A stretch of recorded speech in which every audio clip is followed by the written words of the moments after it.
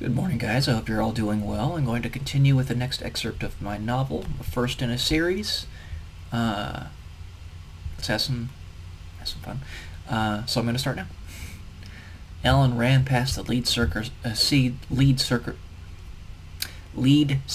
Service agent. Sorry about that. He bellowed, "Mr. President, run! Get out of here!" He emptied a few more rounds in the direction of one of the uniformed wraiths descending through the window.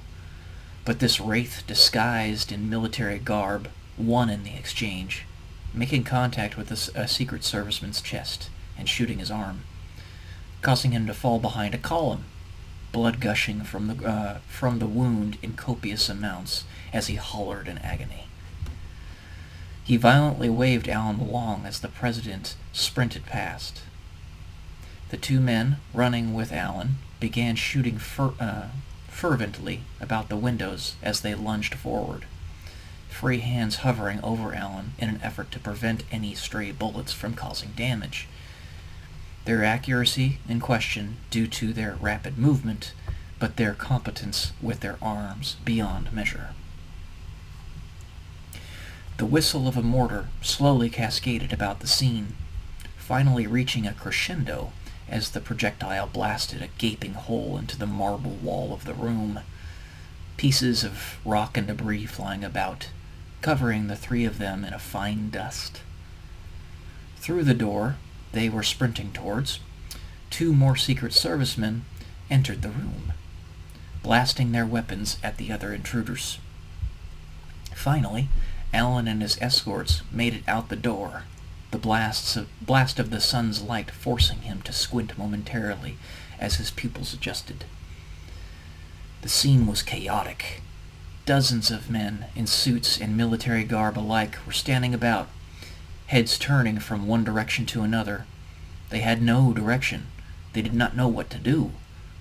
Three Secret Servicemen ran toward Alan and his guards, pointing their guns at him, ready to fire, when a man that appeared to be of an officer rank fired upon them with pinpoint accuracy, hitting two of them square in the forehead, causing their bodies to crumple to the ground instantly, lifeless. The other Secret Serviceman died at the hands of the officer's sergeant.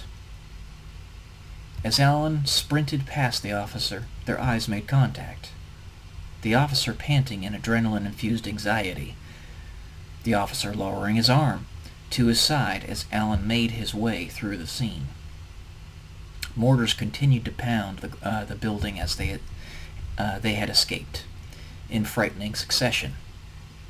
Helicopters buzzing overhead, firing upon the platoon of soldiers that were attempting to swarm the ravine-like clearing Alan was running through. Limestone vaulting above him on either side that slowly gave way to neatly cut grass. Alan hadn't noticed that he was sweating profusely from his exertion, his rapid breathing muted by the adrenaline pumping through his veins. This must have been a back entrance. Alan managed to frantically squeeze out that thought, still maintaining a minute level of cognizance of his situation. A minute. There, one of the guards pointed to a silver sedan parked just inside the tree line of a forested area beyond the ravine.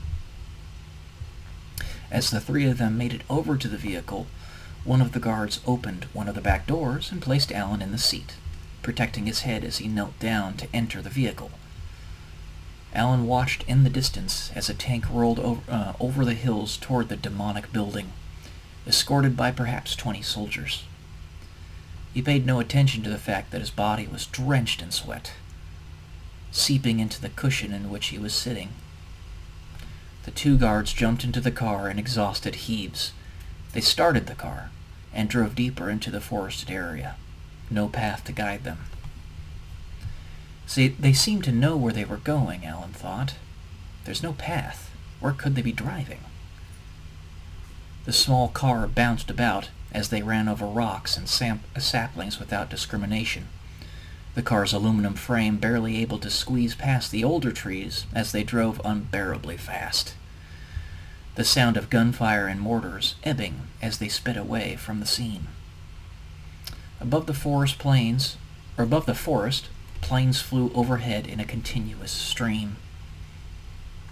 The situation was a manifestation of all the thoughts and nightmares that Alan had about what his life could devolve into. It was a pit of darkness, with a giant creature dwelling within that had finally reared its face to the sunlight, and it screamed in agony as its skin burned. Alan saw everything happening at once, giant explosions of activity and clashes of forces beyond even his now experienced imagination of what was possible.